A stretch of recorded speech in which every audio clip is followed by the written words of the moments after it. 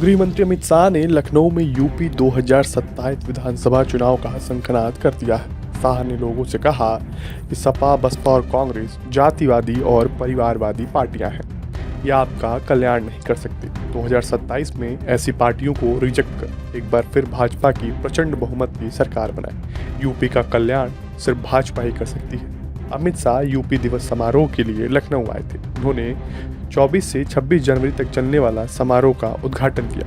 हर जिले के पारंपरिक व्यंजनों को दुनिया भर में पहचान दिलाने के लिए एक जनपद एक व्यंजन योजना की शुरुआत भी की। उन्होंने जय श्री राम का नारा लगाकर अपने संबोधन की शुरुआत की। भारत माता के जय के भी नारे लगाए गए।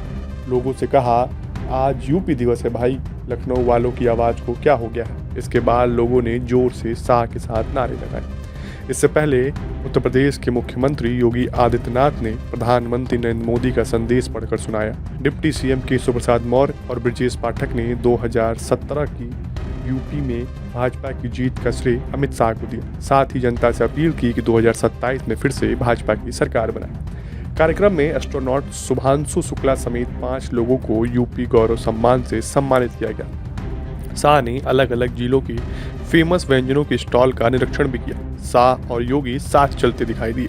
पीछे दोनों डिप्टी सीएम और बीच में पंकज चौधरी चल रहे थे। इस बीच अमित शाह मथुरा के पेड़े वाले स्टॉल देखकर रुके और फिर मुस्कुराकर आगे बढ़ गए।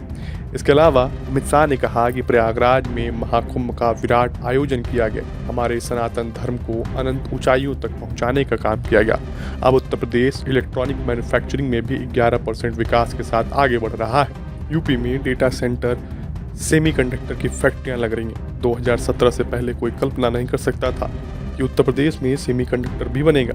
यूपी में कानून व्यवस्था में ऐतिहासिक सुधार हुआ है। डकैती में 82% कमी आई है। शाह ने आगे कहा कि 2014, 17, 19, 22 और 24 में भाजपा का कमल खिलाया।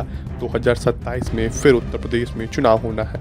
मैं यहाँ के लोगों से अपील करने आया हूँ कि प्रदेश की सुरक्षा के लिए, विकास के लिए प्रचंड बहुमत के साथ भाजपा की सरकार बनाए। शाह ने कहा कि ऊपर नरेंद्र मोदी और नीचे योगी, इन्होंने उत्तर प्रदेश के अंदर विकास की सारी संभावनाओं को तलाश कर अपना सर्वश्रेष्ठ देने का प्रयास किया है। मोदी जी ने पूरे उत्तर प्रदेश में नेशनल हाईवे का जाल बना दिया है।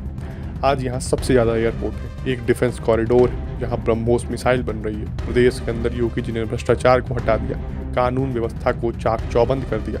हर गरीब के कल्याण के लिए ढेर सारी योजनाओं को जमीन पर उतारा। शाह ने आगे कहा कि भाजपा की सरकार ने बीमारू राज्य को ब्रेक थ्रू राज्य बनाकर विकास को हर गांव में पहुंचा दिया है। 3 साल में उत्तर प्रदेश का कृषि विकास दर 17% रहा। देश में खाद्यान्न उत्पादन में 20% का योगदान उत्तर प्रदेश करता है। उन्होंने कहा कि मैं निसंकोच कह सकता हूं कि उत्तर प्रदेश आज भारत का फूड बास्केट बन चुका है। गन्ने में 1 नंबर, एथेनॉल पर नंबर 1। सारी मोदी जी की योजनाएं धरातल पर उतर चुकी हैं। 62 लाख लोगों को घर मिल चुका है। उन्होंने कहा जिसका पूरा देश 550 साल से राह देख रहा था, अयोध्या में श्री राम का मंदिर बनाने का काम भी पूरा हुआ।